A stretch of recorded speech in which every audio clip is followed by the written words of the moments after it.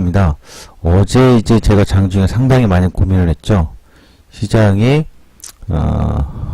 전체적으로 다 다운인데 삼성전자가 어제 하루 혼자 슈팅을 강하게 준 거예요. 그래서 전체적으로 좀 이것이 삼성전자가 치고 나가면서 전체 장세를 끌고 가려고 하는 건지, 아니면 삼성전자만 그 꼼수라고 할까요? 쇼당 같은, 떨어졌을 때는 쇼당이고 이루었을 때는 이제 오버슈팅 된 어떤 꼼수일 것이냐, 이거였는데 저는 어제 이제 꼼수였을 것이다 라는 얘기를 해드렸죠. 자, 오늘 진짜 시장 들어가도록 하겠습니다. 알쏭달쏭, 시장이 치고 나가려고 하는 건지, 삼성전자를 시작으로 다른 것들이 놀렸다 반등 나오려고 하는 건지, 아니면 삼성전자 혼자 슈팅 나왔다가 다른 종목군들을 밀리고 있으니까 삼성전자도 결국 다른 종목들 따라가듯이 하락을 주어줄 건지, 이 알쏭달쏭한 현재 구간인데요. 저 같은 경우는 그 알쏭달쏭하다 제 기준에 있어서는 지금 2250까지는 단기 하락 변동이 굉장히 빠르고 강하게 형성될 수 있는 그런 유의 구간이다라는 얘기를 해드렸습니다. 중국 A 주식의 MSCI 편입이 확정이 됐습니다. 이번에 상품 가격 하락 추이 흐름을 볼 거고요. 화학 제품 및 철강 제품 가격 추이를 볼 겁니다. 이걸 보기 전에 앞서서 왜 제가 삼성전자를 미워하는 건 아니에요. 그토록 삼성전자가 상승 추이가 참 보기 드문 추이다 이거예요. 그래서 사실상 상단의 저항에서의 오버슈팅 계속 나오고 있다. 분명 누구나 다 같이 삼성전자의 실적이 좋다 뭐 얘기가 많습니다만, 삼성전자에 대해서는 저는 굉장히 중요하게 생각하는 이유가, 결국 삼성전자로 인한 증시 상승이 올라온 거지, 삼성전자 빼버리면 지금 우리나라는 2000포인트 수준도 안 돼요. 사실상. 그럼 삼성전자에서 또 다른 해석을 하나 해보겠습니다. 삼성전자의 또 다른 기술적 분석의 해석인데요. 보시죠. 어제 저한테 자료를 보내드렸습니다만, 90년대 이후에 보십시다. 뭘 보냐? 5.2평을 종가 회복을 하고 나서예요. 5.2평을 종가 회복하고 나서 5.2평을 월봉상 종가 이탈 없이 연속 상승한 구간이 몇 번인가 볼까요? 여기서부터 한 번도 종가 이탈 없죠?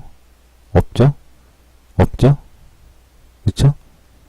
14번째까지 양으로 종가 이탈 없다가 14번째에서 15번째까지 종가 이탈 없습니다만 결국 16번째 종가 이탈 합니다. 그쵸? 종가 이탈 해주죠? 그 다음에 이 상태에서도 종가 이탈이 없습니다. 그러다가 몇 번째예요? 9번째 종가 이탈 합니다. 그렇죠? 또 이때 당시에 삼성전자가 잘 갔던 이유를 잘 기억해 보세요. 그리고 증시도 95년도가 최고점이었으니까요. 그 다음에 종가 이탈 없이 또 꾸준히 상승한 구간이 있습니다. 종가 이탈을 한 번 했습니다. 그러니까 뭐 하나, 둘, 셋, 넷, 다섯, 여섯, 일곱, 8번째 만에 종가 이탈. 그리고 이때부터 종가 이탈이 또 종가 상승하고 나서 종가 이탈 없이 꾸준히 이어지다가 종가 이탈을 몇 번째 하죠? 14번째 합니다. 공교롭게도 2000년도에가 증시 최고점이었고 기술주 거품이 확 꺼졌던 시점입니다.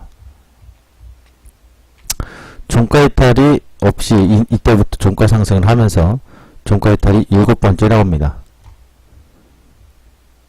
상승은 나오고 종가 이탈 없이 쭉 가다가 몇 번째? 13번째 있고 14번째에서 여기서부터 이때부터 종가 이탈 13번째 고점 찍고 14번째 종가 이탈을 강하게 보여줍니다. 2004년도 기억하셨지만 이때 당시 주가가 많이 빠졌었죠. 그 다음에 종가 이탈 없이 이때부터 종가 이탈 없이 쭉 가다가 9번째까지 가다가 10번째 이탈합니다. 이때부터 종가 이탈 없이 2009년도부터 쭉 이어지다가 종가 이탈 해줍니다. 그죠? 8번째 해주죠? 그리고 종가 이탈 없이 쭉 가다가 이탈한 게 9번째 또 종가 이탈 강하게 단기 하락을 해줍니다. 그러다가 지금 현재 이때부터 작년 3월부터 지금까지 종가 이탈이 한 번도 없어요. 16번째. 지금까지 최장은 14번째였잖아요.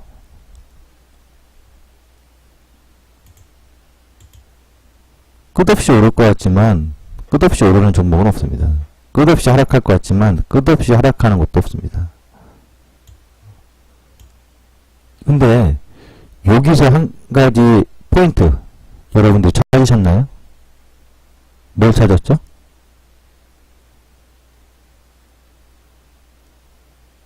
네, 증시 고점을 말해줍니다.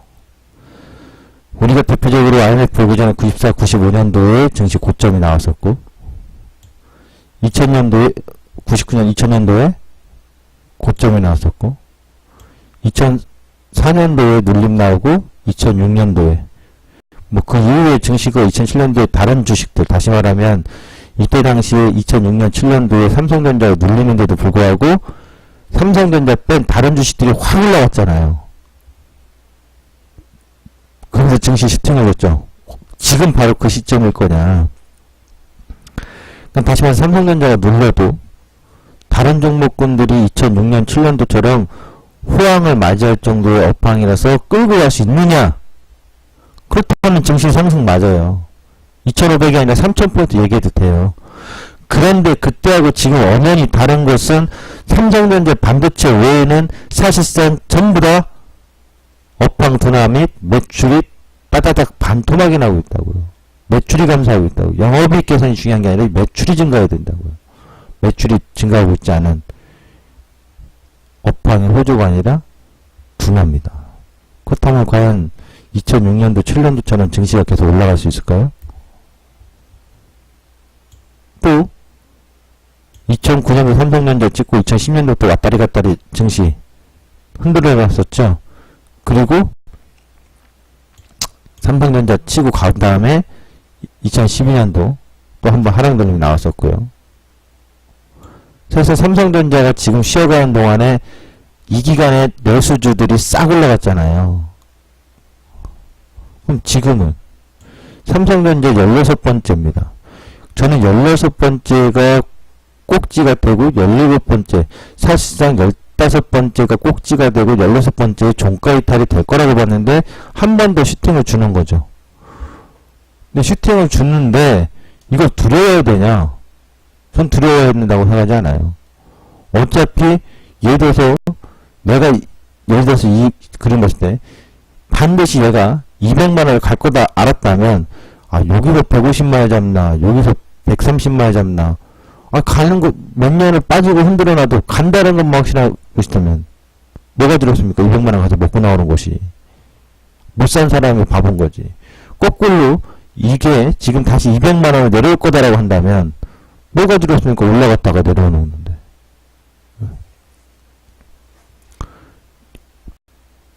그럼 증시의 고점에 대한 고민은 이걸로 해야 되겠죠. 삼성전자. 이건 당연히 기초분석사 확률인데 이런 확률이 얼마나 도움되냐라고 물어보신다면 매우 도움이 됩니다. 이유는 사람이 하는 거기 때문에 그 일정 범위 범주 안에서 벗어나질 않습니다. 사람이 투자하는 거잖아요. 어떤 룰이 있다라고 하는 게 아니라 어떤 그 걸음걸이의 패턴일까요? 역사적으로도 역사가 어떤 과거 역사가 계속 돌고 돌듯이 그런 과정이기 때문에 굉장히 의미 있는 해석이거든요. 또 하나가 있습니다. 지금 보시면서 찾으신 분들은 눌림이 나오면 어디까지 나온다? 여기에서는 표시 안 했지만 자 보세요. 삼성전자 올라갔다가 그 금방 전에 그 얘기했던 자리에서 눌렀을 때 기준선 눌렀을 때 기준선 눌렀을 때 기준선 눌렀을 때 기준선 눌렀을 때 기준선 그죠? 그 다음에 여기서 쭉 올라왔다 눌렀을 때 기준선. 기준선은 어쨌든 고점에서 조정 주기 시작하면 기준선 만나네요. 예. 그게 중장기적인 삼성전자 눌림 가격일 거라고. 저는 올해 삼성전자 이 자리 그냥 그러는 게 아니잖아요. 시가저가 나왔다 192만 1,000원짜리. 예. 이거 무조건 온다고. 어제 보내드렸던 자료입니다. 빠르게 가겠습니다. MSCI 지수, EM 지수, 국가별 비중인데요. 2017년도 6월 기준으로 나온 자료에 따르면 중국 증시가 22%고, 한국이 16%, 대만이 12%, 인도가 9%, 브라질 7%, 이머징 마켓 지수 비중입니다. 추정하는 전체적인 금액은 약 1조 6천억 달러, 1조 6천억 달러인데요. 그 범위 내에서 결국에 중국 A주가 편입이 됐기 때문에 당연히 중국의 한국, 대만, 인도, 브라질 다른 국가들에서 비중 일부를 빼서 A주를 편입을 하겠죠. 중국 MSCI 편입 후의 한국 비중에 대한 어떤 전망을 좀 해놓은 건데요. K포스터증권에서 중국의 A주의 중국은 27.7%, A주가 0.5%, 그 다음에 한국이 이제 15.4로 줄어듭니다. 근데 이게 각각 다 달라요. 전망이 누가 맞고 틀리고를 떠나서 전망이 조금씩 다 다른데, 금액적으로 어떤 얘기들이 나오냐면, 제한적일 것이다. 전 그 표현이 잘못했다고 봐요. 제한적일 것이다가 아니라 엄연히 얘기하면 이렇게 얘기되겠죠. 있는 돌에서 아래또 빼가지고 윗돈 메우는 것처럼 여기 있는 돈에서 무엇을 빼서 메울 거니까 당연히 기존의 타 국가들은 영향을 받습니다. 다만 그 영향이 제한적이라고 표현할 것이 아니라 그것이 시장의 충격을 굉장히 본질적으로 강하게 줄 만한 부분은 아니다. 수급적으로 매도를 해서 출회가 나올 수밖에 없다. 이걸 인정을 해야 되겠죠. 과거 뱅가드가 10조 이상 팔았을 때, 박근혜 대통령 당선되고 나서 10조 이상 팔았을 때 영향 없다고 했었어요, 다들. 웃기고 있네. 결국 영향을 받았죠. 10조 이상 팔면서 6개월간의 증시가 계속 질질질질 흘러갔고 하락을 해줬잖아요. 그러니까 당연히 이것도 마찬가지예요. 수급적으로 외국인들의 매도가 출회가 될 가능성은 매우 높은 거고, 그 출회하는 기간에 변동폭이라고 할까요? 변동을 얼마나 완화적으로 완충적으로 줄 것이냐지 출회되는 것에 있어서는 달라지는 게 없습니다. 금액적으로 0.1% 정도 우리나라가 EMGC에서 감소했을 때 약 1조 원 정도를 외국인들이 한국 주식에서 매도할 가능성이 높다라고 하는데, 지금 전망치는 다 달라요. 어떤 사람들은 2조 원 정도다, 어떤 사람들은 4조다, 그 이상이다. 그리고 내년에 5월과 8월에 편입이 몇 차례 거쳐서, 두세 차례 거쳐서 형성됐을 때 아직까지 시간적인 여유가 있다, 이런 얘기를 합니다. 전체적인 금액적으로는 공식적으로 나온 얘기들은 한 2조에서 4조 원 정도예요. 국내 증시에서 MSCI 추종 펀드의 매도 출회가 2조에서 4조 정도가 출회될 것이다라고 하는데, 2조에서 4조 정도면 아주 큰 건 아니죠. 왜냐면 뱅가드 같은 경우는 몇 개월 사이, 6개월 사이에 10조를 팔았으니까요. 근데 그 이상이 될 수도 있다라는 것 때문에, 왜냐면 중국 주식에 대한 더 쏠림 현상이 심화될 경우에는 한국 주식 증시에서의 차익 매물이 좀 더 심화될 수 있다라는 거, 그런 부분을 참고해야 되겠습니다. 이것이 당장 시장의 돌발 변수로 작용하기보단 앞으로 한국 증시에서의 외국인들의 일정 부분 매도 출회는 있을 것이라는 점이 참고가 되는 정도로 보시면 될 것 같습니다. 상품 가격을 보겠는데요. 이 상품 가격 왜 중요하냐? 제가 유가하고 환율 얘기 자꾸 해드렸잖아요. 자주 해드리죠. 중요한 겁니다. 우리한테 갖고 있는 기준 무기는 정보라기보다는 그 추이를 봐야 되겠죠. 환율 올라가고 있습니다. 어제 여기만에서 1140원까지 넘어갔고요. 유가도 하락을 했습니다. 그러니까 유가도 지금 하락하고 환율도 올라가고 증시 분명 우호적인 상황은 아닙니다. 상품 가격도 사실상 인플레이션 유발이 되면서 그 시장 자산 시장이 상승하게 된다면 상품 가격들도 같이 상승해 주는 형국이 맞는데 전년도 2010년도부터 지금까지 올 초까지 계속해서 상품 가격은 상승했습니다만 올해 들어서는 계속 상품 가격이 떨어져요. 그러니까 제가 올해 증시의 상승이 어떠한 조건에서도 상승이 이렇게 강하게 갈 것이다라는 조건을 찾기가 어려웠어요. 환율 하나만 남고 유가 하락하죠. 상품 가격 하락하죠. 기준금리 인상 얘기 나오죠. 딱 한 놈만 환율 원달러 환율만 여전히 강세여서 상승 조건에 부합하는 어떤 기준이라면 환율만 나왔던 거죠. 근데 상품 가격도요. 올 초부터 계속 1월달부터 떨어집니다. 여기서 주목할 것 좀 하나 코멘트만 해드리면 저는 이 전기동하고 알루미늄을 상당히 중요하게 생각해요. 앞으로 뭐 여러가지 상품들이 있겠습니다. 그 중에서 가장 중요하게 생각하는 게 전기동하고 알루미늄이에요. 이유는 딱 하나. 전기차라든가 친환경 시장에 대해서의 확대가 된다면 가장 많은 수요가 늘어날 수밖에 없는 게 전기동하고 알루미늄 겁니다.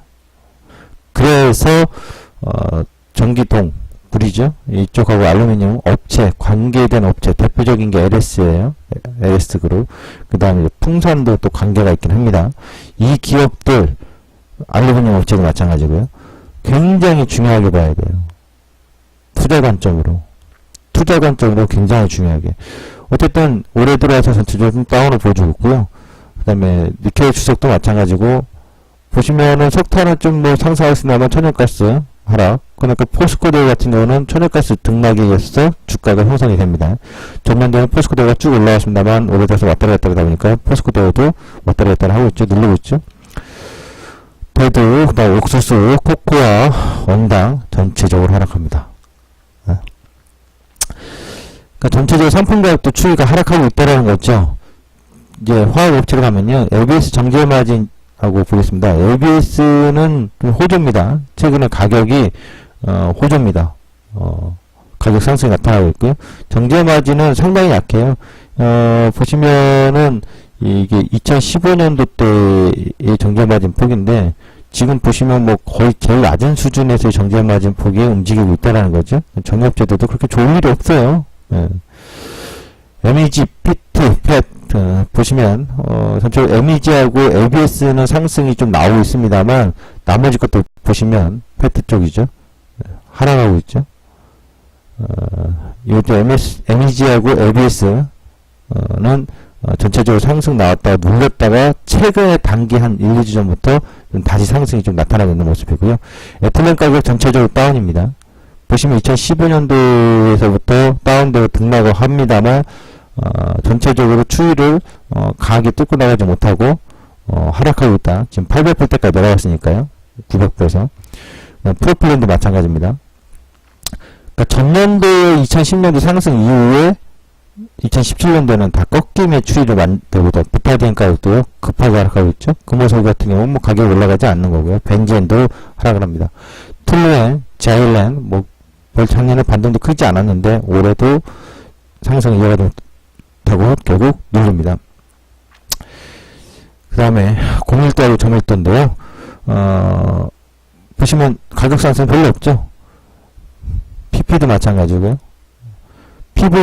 PVC는 전년도 상승을 해서 올해 좀 하락했는데 하락폭이 좀 양호해요. 그나마 좀 양호한 편이죠. 그 다음에 SM 같은 경우는 하락폭이 뭐 굉장히 빠르죠. PS 부분도 하락폭이 크고요. PX도 하락폭이 큽니다. 작년에 올라온 것도 별로 없고요. TPA라든가 SBI 같은 경우 스트랜 보시면 뭐 올해 들어와서 전부 다 하락이라고요. 경기 좋다면서요. 경기 호조세라면서요. 왜 화학제품도 이렇게 강력하게 하락할까요? 카프로탄 전년도 엄청나게 상승했어요. 그러면서 카프로 같은 것도 쫙 올라갔잖아요. 올해 급락 나옵니다.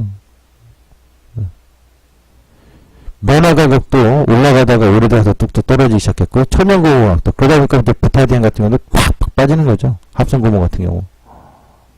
그 화학제품 보셨다시피 이렇게 나왔잖아요. 주봉상 볼까요? 롯데케미칼, 에틸렌 가격이 가장 영향 크죠? 계속 빠지잖아요. 금호석유 빠지잖아요. 하나케미칼도 이제 태양광이 부각된 거죠. 원래는 PVC 주 업체인데 석화. LG와 ABS 호주예요. 세계 1등이잖아요. 그다음 좀 버텨주는 걸까요? 네. SK이노베이션 약해요. 정제 마진 자체가. 근데 보면 또 SO일은 또 올라요. GS는 지주사 성격 때문에 더 올라가고. 네. 아까 또 카프로 약품 같은 거 보셨으니까 카프로 한번 볼까요? 전년도에 쫙 올랐으면 올해 쫙 빠지고 있죠. 그러니까 화학업체들의 제품 가격들을 보면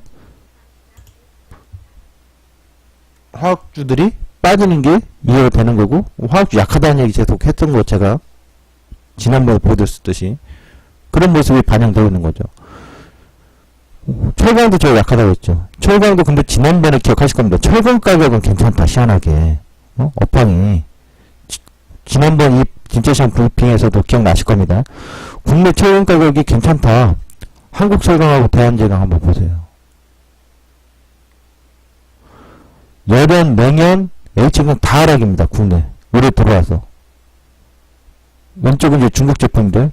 전체 다 올해도 뚝뚝 떨어지고 있잖아요. 근데 철강 가격은 강하거든요. 보시면 올해 들어와서 철강업체 포스코 오르고 내리고 질질질 왔다리 갔다리 제자리. 현대해철 누굴. 근데 대한제강 꾸역꾸역 한국철강 꾸역꾸역 철강업체. 그때도 그 이 종목도 얘기해드렸잖아요. 철강 가격도 하락이에요. 철강과 화학업체가 하락인데 이들이 계속 하락한다는 얘기는 아니겠죠. 이들도 어느 정도 하락했다가 가격들이 하락하다가 반전을 보여줄 자리가 있을 겁니다. 그러니까 지금 알쏭달쏭이라고 정실이 얘기하는 것은 과연 철강과 화학업체들의 반등 포인트가 나오고 IT는 숨고르기 들어가면 지수는 단기 하락은 맞을지언정 다시 추세적 상승을 이어갈 수 있을 것이냐 이거거든요. 그거를 보기 전에 현재 시점에서 IT의 삼성전자 외엔 사실상 대부분 다 하락이라고요. 원료탄과 철강소 수입가인데요. 원료탄하고 철강소 수입 가격도 올해 들어서 계속 하락합니다. 주가가 올라. 사실상 삼성전자 빼면 진짜 우리나라 지수 2000포인트도 안 넘는 거예요. 그 얼마나 삼성전자의 영향이 크고 또 그놈이 중요하겠습니까? 중국의 이제 철강소 재고추인데 재고는 뭐 계속 증가하고 있습니다. 그러니까 당장에 어떤 수급의 변화가 나타나고 가격의 변화가 나타나고는 없다는 거죠. 수요가 그만큼 증가하고 있지 않다는 얘기잖아요. 그럼 제조업이라든가 어떤 경기 상황의 둔화 가능성도 있다라는 걸 봐야 되겠죠. 코스피 예상대가 어제 제가 이런 얘기 했습니다. 어제 고점이 단기 6월달에 고점이면서 극점의 어떤 변동을 시발점을 시동을 확실히 걸어서 악세다를 밟을 자리가 될 수 있지 않을까라고 예측을 한번 해봤어요. 여전히 뭐 한 번 더 넘어가도 수도 있는 시점이긴 합니다. 넘어갔다가 2400을 맛을 갔다가 내려오느냐, 아니면 이 박스 사이로 왔다가 넘어뜨 하다가 줄줄줄 늘리느냐. 저는 이번 6월 중순부터 7월달 말일 사이에는 이 2350을 깨고 2250대까지의 어떠한 변동을 만들려고 하는 흐름을 만들 것이다 이거예요. 빠르게 나오는 변동 하락이냐, 질질질 왔다 갔다 하다가 서서히 눌리는 변동 하락이냐, 뭐 이런 속도의 차이만 있을 뿐 변동 하락의 포인트는 6월 중순부터 7월 말일날까지 나타날 가능성이 높다라고 제가 보고 있는 1차적인 기준입니다. 오늘 진짜 시장은 여기까지입니다.